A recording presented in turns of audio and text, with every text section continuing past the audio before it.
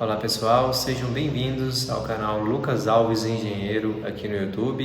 Eu sou o Lucas Alves, engenheiro eletricista e especialista em energia solar fotovoltaica. Hoje nós vamos dar início a uma série de vídeos de conteúdos relacionado ao livro Proteção de Sistemas Elétricos de Potência.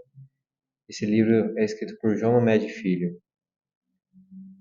Os objetivos desse livro é auxiliar os estudantes do curso de Engenharia Elétrica, os profissionais envolvidos na área de projetos de subestações de média e alta tensão e também fornecer para todos nós leitores, conhecimentos necessários para realizar projetos de proteção, coordenação, de relés de proteção no meio das subestações de potência, do sistema elétrico de potência.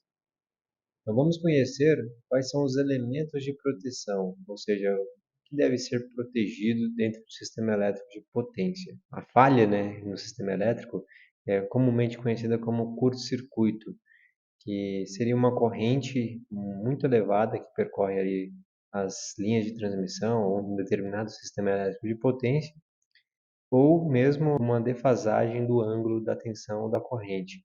Também já seria uma causa que geraria um surto ali na rede e precisaria de um sistema de proteção para observar isso e interromper isso, para não gerar consequências mais graves. O sistema elétrico de potência, ele prevê sempre uma melhora na qualidade de energia quando ele tem um sistema de proteção adicionado a ele, tá? Então, se não existe nenhum tipo de proteção, existem falhas gravíssimas do sistema elétrico de potência que pode colocar em dano, várias instalações elétricas ou gerações ou instalações de geração de energia elétrica. E a proteção ela desconecta o sistema que está com defeito da instalação do sistema elétrico como um todo. Então, ela serve para isso, o sistema de proteção. Ele vai desconectar tudo aquilo que está defeituoso por alguma razão, ou corrente muito elevada, seja uma corrente de curto-circuito, uma defasagem, e proteger o restante do sistema e deixar ele operante.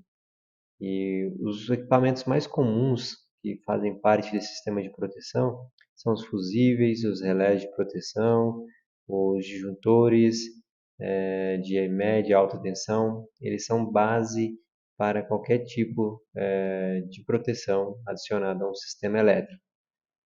E o relé ele tem uma característica bem interessante, que ele é considerado o cérebro de um sistema de proteção, pois ele atua sobre o disjuntor ou sobre o religador, que fazem ali a atividade de interrupção. Então, o sistema elétrico de potência, ele precisa ter esses elementos para que ele possa garantir segurança à instalação elétrica como um todo. Falando sobre as estruturas básicas de um sistema de proteção, em um relé ele existe algumas unidades. Por exemplo, logo ali, interfaceando o sistema elétrico de potência, nós temos a unidade de entrada, que captura os sinais de tensão, corrente, e traz isso para dentro do relé. Então, ali dentro do relé, a gente vai ter a unidade de conversão, que vai converter os sinais obtidos do sistema elétrico para os sinais de trabalho ali dentro do sistema microprocessado do relé. Nós temos uma unidade de medida que utiliza os valores já convertidos, e estabelece ali as medidas que o relé vai utilizar. Nós temos a unidade de saída que faz o output, ou seja, envia determinados sinais para fora, ou seja, para os bornes do relé. E a unidade de acionamento do circuito, que de fato tomam ação de interromper o fluxo de uma determinada linha de transmissão, que seria o final da lógica que o relé ele monta com o sinal obtido, E fora do relé nós temos a fonte de tensão auxiliar, que mantém com que o relé ele opere independente se o sistema elétrico está fornecendo energia ou não. Então, o sistema auxiliar ele serve para manter o relé em operação independente do estado do sistema elétrico, se ele está com energia ou se ele está desenergizado. O relé ele tem algumas estruturas básicas de proteção, como por exemplo, TC, ele é o instrumento que faz a captura do sinal de corrente. O TP, ele é o equipamento que faz a captura do sinal de tensão. Esses dois sinais, ele é enviado para o bloco A, que seria um departamento específico lá do relé. Dentro do relé a gente tem os bloquinhos A, B, C, D, E, F e assim por diante. Então, o relé, ele captura os sinais de corrente e tensão, ele envia esses sinais para os demais blocos lá dentro do relé, né? A gente dividiu o relé em blocos, e esses demais blocos eles fazem toda a lógica de operação do relé. E no final de tudo ele tem uma saída. Essa saída vai atuar diretamente sobre o disjuntor daquele sistema a ser protegido, que seria o sistema, por exemplo, uma subestação, que tem a barra de entrada dos alimentadores que alimentam determinada carga. Então, o disjuntor ele vai receber o sinal da lógica resultante do relé para ou continuar fechado ou abrir e interromper o fluxo de energia da barra para a carga. Existe também um bloco dentro do relé, que é um bloco que recebe um sinal externo de outros relés, que nesse caso está representado pelo bloco K. Ou seja, se existe um sistema com mais de um relé, esses relés precisam trabalhar em seletividade e coordenação. Esse bloco K ele se torna interessante, porque ele recebe o sinal de outro relé com determinada instrução e ele pode ou operar sobre o disjuntor ou não, de acordo com esse sinal, independente da lógica obtida pelas medições locais. Quais são os tipos de falha que existem em um sistema elétrico de potência? Algumas falhas podem ser causadas por exemplo, queda de ou tombamento de árvores e postes sobre o sistema elétrico de potência, ou seja, como por exemplo o sistema de distribuição de uma cidade, que gera ali nesse sistema de distribuição um curto-circuito fase-fase, fase-terra, ou trifásico, bifásico, que acaba interrompendo a energização de uma determinada carga. E ações involuntárias que atuam sobre o próprio sistema elétrico de potência.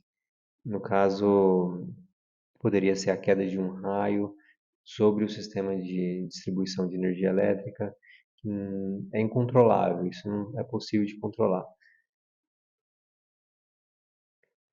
Quais são as consequências na qual um sistema elétrico que sofre um dano, né? Quais são as possíveis consequências? Normalmente, a mais comum é o blackout, que a gente já costuma ouvir bastante em alguns locais aqui do Brasil, onde tem a queda de energia por alguma consequência natural ou forçada. Existe o blackout, que, ou seja, a carga ela deixa de ser alimentada. Isso gera muitos prejuízos financeiros, principalmente a consumidores que utilizam aquela energia para fins de industriais ou comerciais. Existe também o prejuízo de imagem da própria distribuidora de energia que atende aquela determinada carga, né? Uma vez que ela perde a credibilidade junto aos demais órgãos que observam e avaliam essa distribuidora de energia. Então, tudo isso, esses danos que a gente menciona, acontecem devido a altos níveis de corrente, né, de curto-circuito ou de elevado nível de tensão, acima do que as cargas ou os alimentadores que alimentam aquelas cargas, as subestações suportam. Então, o sistema elétrico de potência ele tem que vir para somar ao sistema elétrico, né, à geração e ao consumo, de forma que ele proteja todas as cargas de qualquer eventualidade que venha causar prejuízos, seja financeiros, econômicos ou à vida humana, que é o mais crítico. E o sistema elétrico ele tem um corpo de requisitos básicos para um sistema de proteção. Por exemplo, em um sistema protegido, vamos falar um sistema de distribuição elétrica que tenha proteção, ou um sistema de linha de transmissão protegido com sistema de proteção, ele precisa ser seletivo, ele precisa ter zonas de atuação de cada proteção definidas, ele precisa ser veloz ele precisa ser sensível e ele precisa ser confiável. E ao mesmo tempo de tudo isso, ele precisa ser automático. Os dispositivos de proteção que contemplam esse sistema de proteção, eles são os fusíveis, como a gente tinha mencionado, os relés, podendo ser os relés eletromecânicos, os relés eletrônicos, os relés digitais, e esses dispositivos relés e fusíveis, eles são dispositivos que adotam uma determinada postura mediante alguma anomalia elétrica sobre um sistema de distribuição ou de geração, e se algum dos parâmetros que ele observa dentro do sistema elétrico estejam fora das zonas que, que são suportáveis, ou seja, das zonas adotadas como zonas de proteção, eles atuam interrompendo o fluxo de energia, de potência ali naquele sistema elétrico. Existem algumas características que os relés de proteção eles, eh, eles são programados, né, para que eles possam atuar sobre o sistema elétrico de potência. Essas características são regidas por códigos numéricos. Existe os códigos ANSI, né, que são códigos de 1 até 99, onde é definido todas as possíveis proteções que podem ser instaladas ou programadas no relé de proteção, tornando esse relé ou monofunção ou multifunção. Quando ele é programado com mais de uma função de proteção ANSI, ele é monofunção. Quando ele é programado com apenas, quer dizer, quando ele é programado com mais de uma função de proteção ANSI, ele é multifunção. Quando é apenas uma função programada no relé, ele é dedicado àquela função de proteção, ele é um relé monofunção. As características construtivas do relé definem ah, o que ele é, ou seja, a forma que ele vai atuar.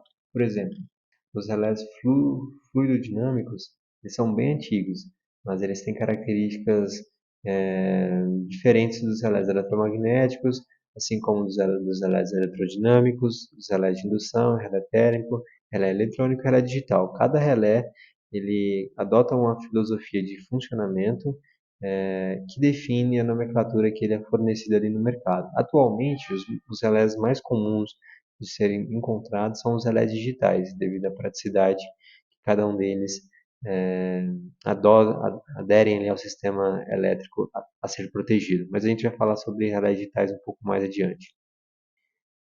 Um relé de proteção ele precisa desempenhar de forma a, a proteger o sistema elétrico, né, na qual ele está ali instalado. Ele precisa ser muito sensível a todas as características elétricas, seja de tensão, corrente, frequência. Ele precisa ser rápido, uma vez que ele consegue perceber ali uma anomalia, ele precisa agir de forma bem rápida, atuando sobre as proteções ali do sistema elétrico.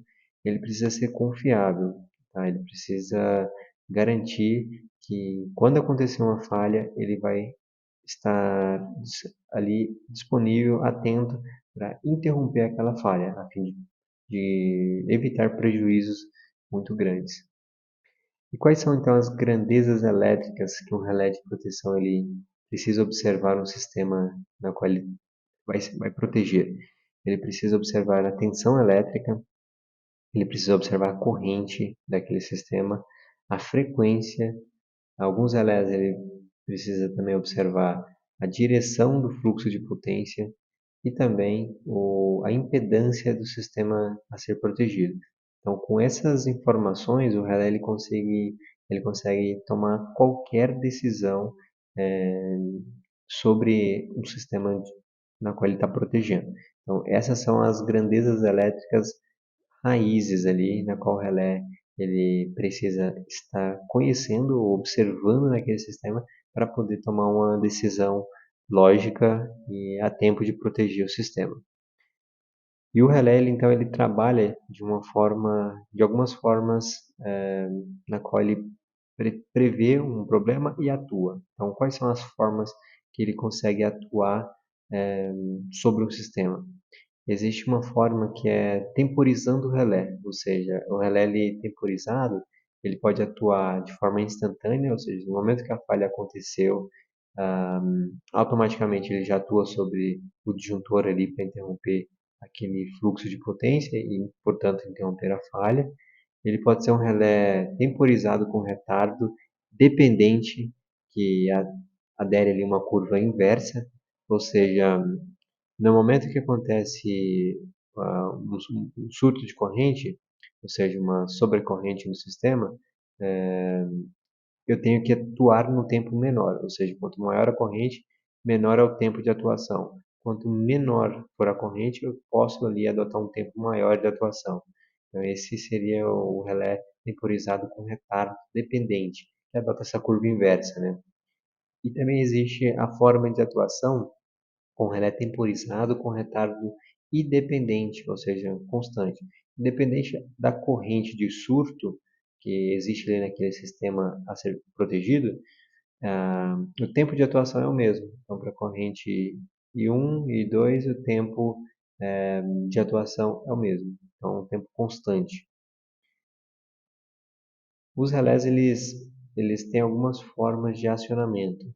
Existem os relés que são acionados diretamente por ação direta e ação indireta. O de ação direta, ele está bem obsoleto já no mercado, tá? São os relés primários, que eles são instalados diretamente ali em série com os alimentadores daquele sistema elétrico a ser protegido. E os de ação indireta, eles são instalados em paralelo com os alimentadores a serem protegidos. E hoje em dia, os relés secundários de ação indireta, eles têm sido implementados e têm sido utilizados com muito mais eh, frequência do que os de ação indireta. Então, nas instalações mais antigas é possível de encontrar esses relés de ação indireta. Devido à forma que ele é instalado, na minha percepção, ele adere mais risco ao sistema, porque trabalhando ali com a captura dos sinais de frequência, tensão e corrente, observando esses sinais, trabalhando em série com a própria linha com os próprios alimentadores. Já nos relés de ação indireta, eu não interrompo o fluxo dos alimentadores. Eu trabalho em paralelo ali com os alimentadores e observo os sinais de tensão, frequência, potência, impedância e, no meu ponto de vista, os relés de ação indireta eles são mais seguros de se trabalhar. Bom, então quais são os tipos de proteção que o relé ele consegue adicionar ali à lógica dele, né? Como que ele consegue proteger um sistema através de como que ele captura esses sinais ali da linha de transmissão ou do sistema elétrico de potência. Existem as proteções de sobrecorrente, né?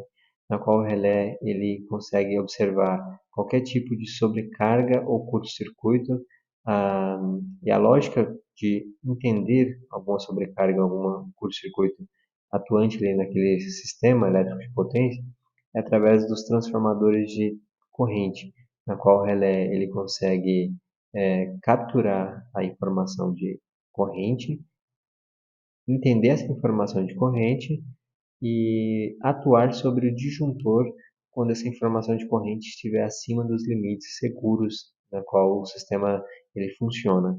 E a atuação sobre o disjuntor, ela interrompe ali aquele fluxo de potência e, por consequência, protege a carga que está sendo alimentada por uma barra de uma subestação ou pelo um alimentador qualquer.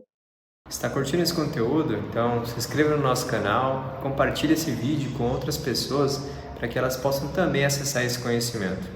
Existe a proteção sobre sobretensões, na qual o relé ele agora trabalha de uma forma similar ao anterior, porém a captura dos sinais de tensão é feita ali ó, em paralelo com os alimentadores, na qual o relé ele também recebe essas informações de tensão, observa se os valores de tensão estão próximo ao valor, dentro do valor tolerável, né? No caso, a maior parte das instalações do sistema elétrico de potência observa um valor nominal, ou seja, observa ele suporta até 110% acima do valor nominal.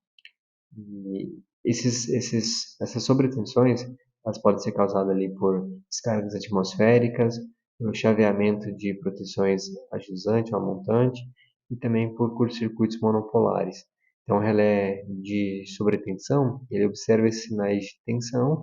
Se o valor estiver acima do valor nominal, fora da faixa tolerável, ele atua também sobre o disjuntor daqueles alimentadores, protegendo a carga que está sendo alimentada, né? Ou o gerador na qual está gerando aquela tensão.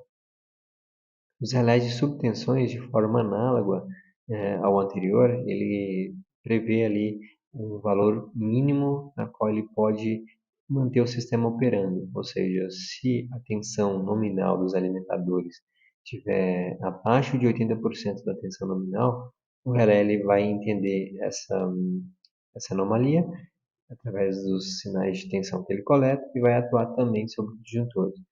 Isso é muito comum quando acontece queda de tensões nos alimentadores, na qual, quando a queda é muito grande, causa então, aciona então a subtensão dos relés para que ele desconecte ali o sistema alimentado, né, dos alimentadores, a fim de proteger o sistema elétrico. E os relés de frequência, ou a proteção contra frequência, ele captura ali o sinal de corrente, percebe a frequência do sinal. Se a frequência estiver acima do tolerável, né, no caso 62 Hz é o comum, ou seja, o limite superior comum, 58 Hz é o limite inferior comum. Se a frequência do sistema elétrico estiver fora dessa faixa, ele vai atuar sobre o disjuntor, protegendo a carga alimentada pela fonte, tá? Ou os alimentadores do sistema elétrico. Isso acontece, ou seja, o relé de proteção ele comumente é acionado quando acontece a perda de grandes blocos de carga, que acelera a rotação ali dos geradores síncronos, gerando uma sobrefrequência, né? Ou, em outros casos, uma subfrequência do sistema elétrico. E existe também os relés que eles atuam sobre excitação. Esse tipo de atuação, ela detecta e registra níveis de indução muito elevados do sistema elétrico de potência, ou seja, que gera uma sobreexcitação. É muito comum de observar esse tipo de comportamento sobreexcitado em sistemas ilhados, onde existe um baixo nível de curto-circuito, que ele está desconectado do sistema elétrico de potência, trabalha ali no sistema ilhado, e esse tipo de sobreexcitação, ela é determinada a partir de um quociente, ou seja, da tensão máxima dividido pela frequência do sistema. Daí você consegue ter um parâmetro e determinar se o sistema está sobreexcitado ou se ele está na excitação normal. Um ponto muito importante, todo sistema de proteção que a gente vai dar foco agora é se o sistema de proteção ele é seletivo ou não. Para entender se ele é seletivo, a gente vai entender as formas na qual o sistema de proteção ele pratica a seletividade. Por exemplo, a seletividade amperimétrica, quando é adotada no sistema de proteção, ela prevê a atuação de vários relés naquele mesmo sistema de proteção, ou naquele mesmo sistema elétrico de potência. Ela vai prever essa atuação de cada um dos relés através do nível de corrente que acontece aqui em cada ponto desse sistema. Por exemplo,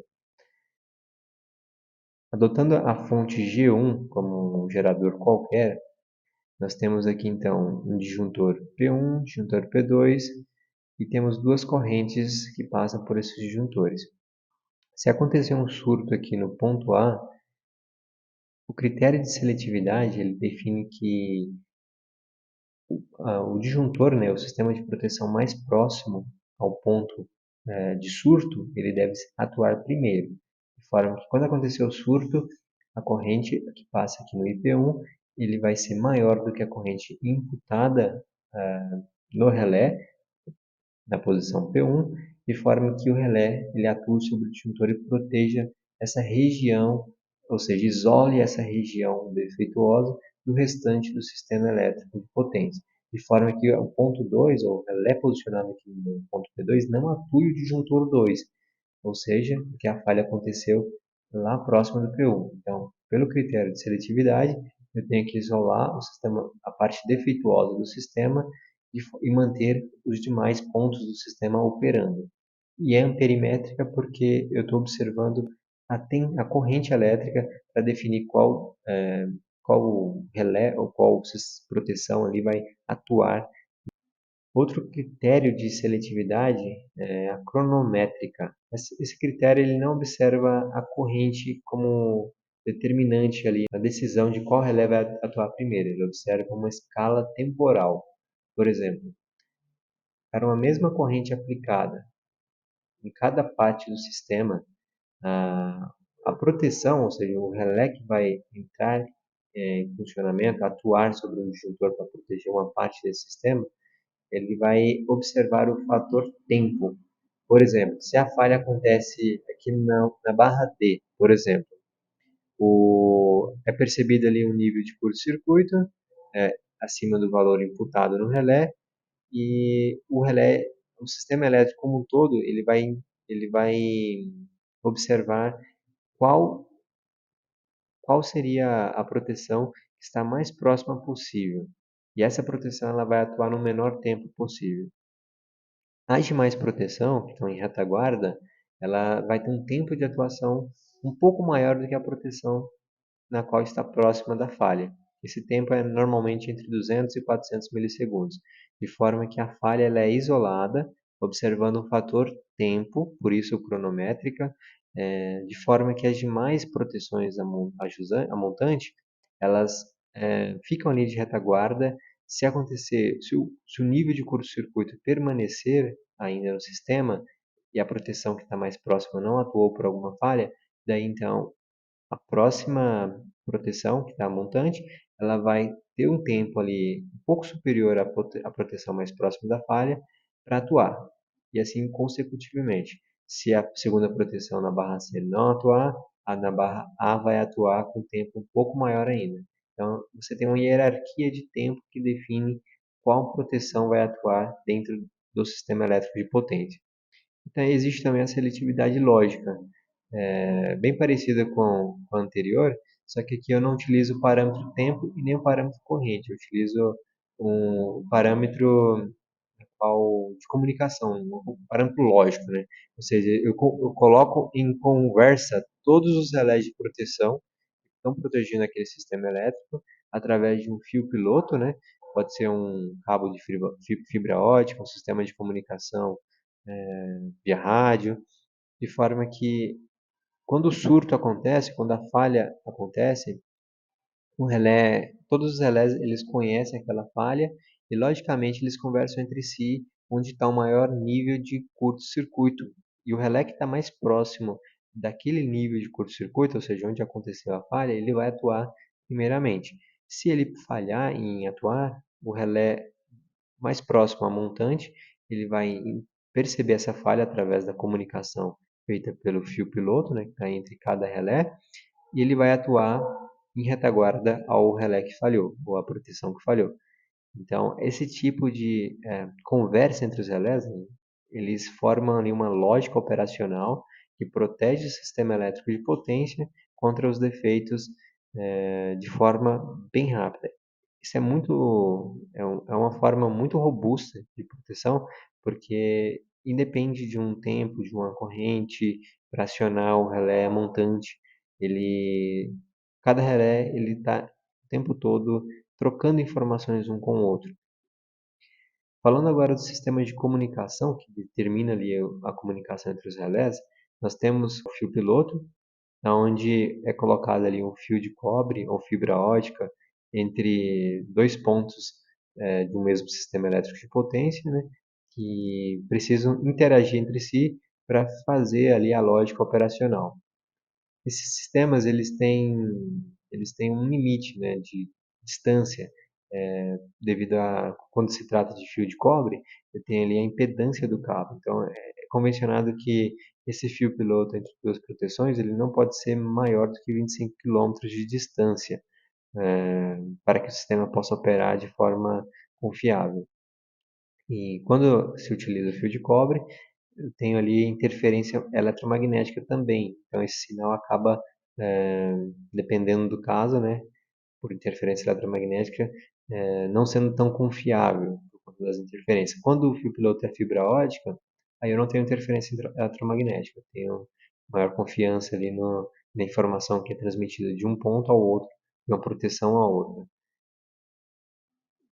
Outra forma de transmitir essa conversa entre os relés, né, é por onda portadora. De forma bem parecida, análoga ao anterior, só que aqui entre os dois pontos na qual eu tenho a proteção do sistema elétrico de potência, eu não utilizo um cabo fibra ótica, não utilizo um cabo de cobre, eu utilizo um sistema de alta frequência, que através de uma banda de frequência eu transmito as informações de 30 a 300 kHz nessa faixa de frequência, para que cada relé esteja em conversa um com o outro para adotar a proteção lógica mencionada anteriormente.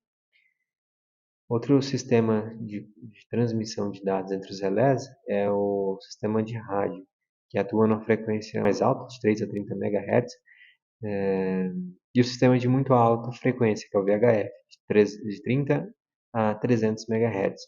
Esse sistema, de forma bem análoga, ele transmite de um relé para o outro e a informação da lógica, né, da lógica operacional ali do sistema, e eles atuam diretamente na linha de transmissão que está sendo protegida.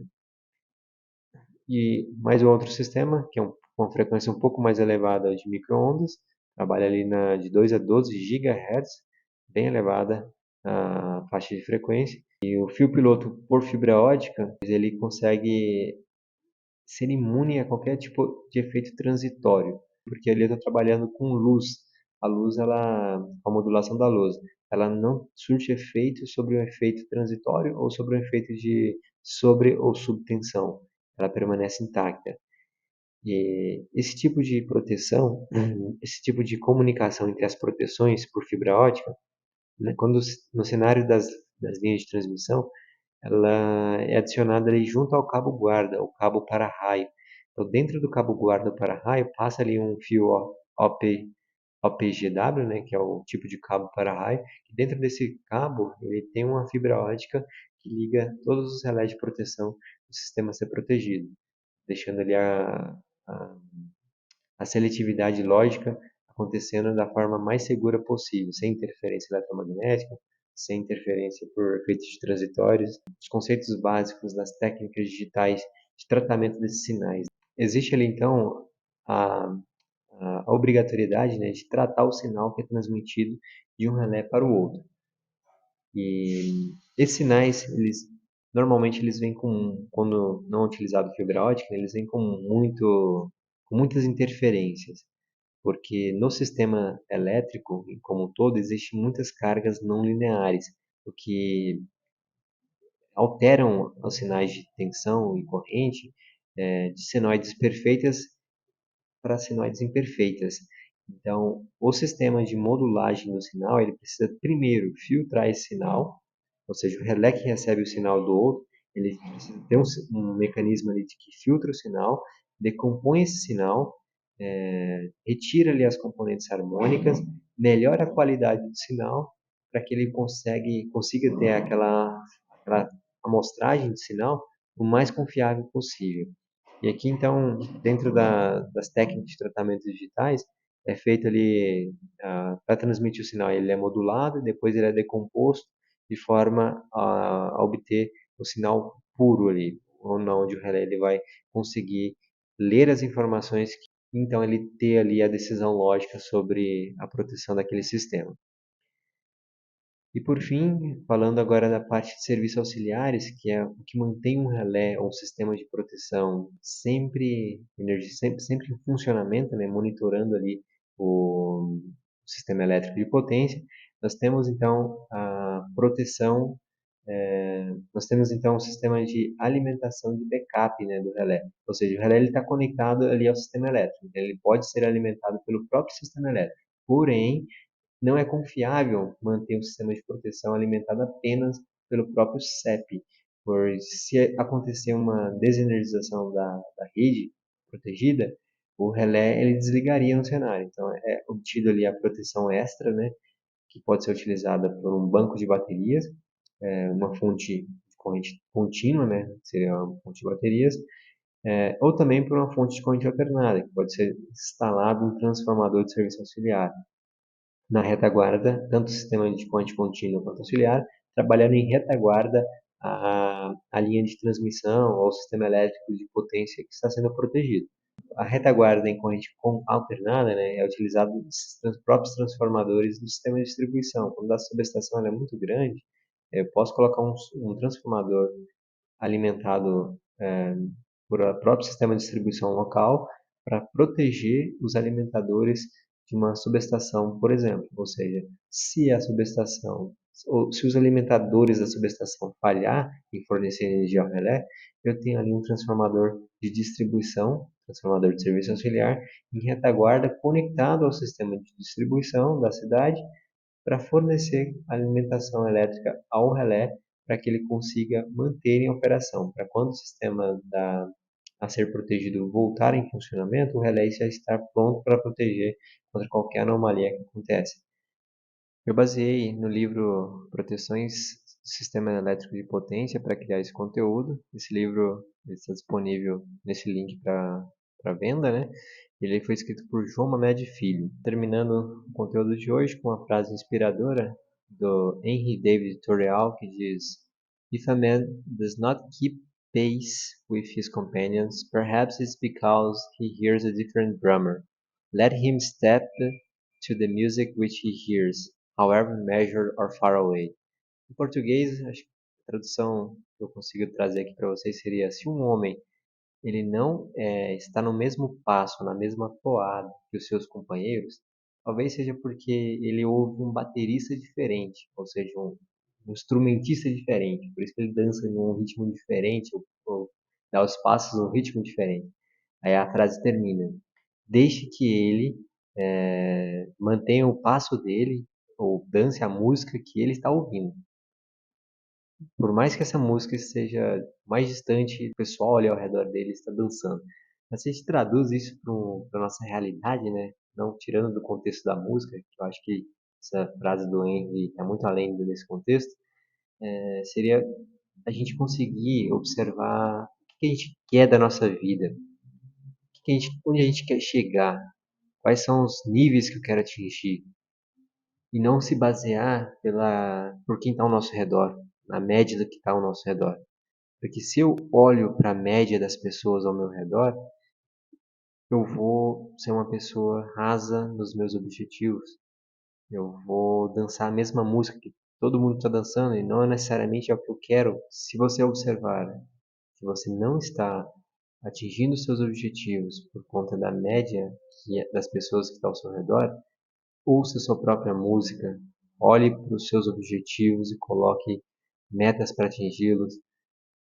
Deixe com que o comportamento da média esteja longe dos seus comportamentos. Observe quais comportamentos vai te levar para o seu objetivo e não olhe para os comportamentos da média. Porque a forma que você vai executar para chegar onde você quer não é a mesma forma que a média pratica para chegar onde eles querem. Então, ouça sua própria música, olhe para os seus próprios objetivos e metas e faça aquilo que leve vocês até lá. Não fique refém do que o pessoal ao seu redor está fazendo. Faça aquilo que deve ser feito para te levar onde você tem que chegar. Aí você vai ouvir sua própria música e vai conseguir dançar sua própria música. Eu agradeço pela atenção de todos que acompanharam essa aula até o momento. Eu deixo aqui os meus contatos para que vocês possam tirar dúvidas ou entrar em contato para a gente estabelecer uma conversa mais produtiva sobre o tema. Fico à disposição. E não se esqueça de curtir, compartilhar e se inscrever para não perder mais conteúdos como esse. Forte abraço e até a próxima.